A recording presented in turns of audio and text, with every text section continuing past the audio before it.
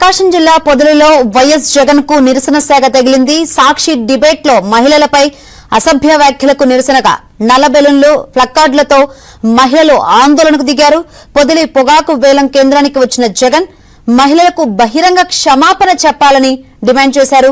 ఈ క్రమంలో నిరసనకారులపై వైసీపీ మూకలు రాళ్లు చెప్పులు విసిరారు. ఈ దాడిలో కానిస్టేబుల్ కు గాయాలయ్యాయి.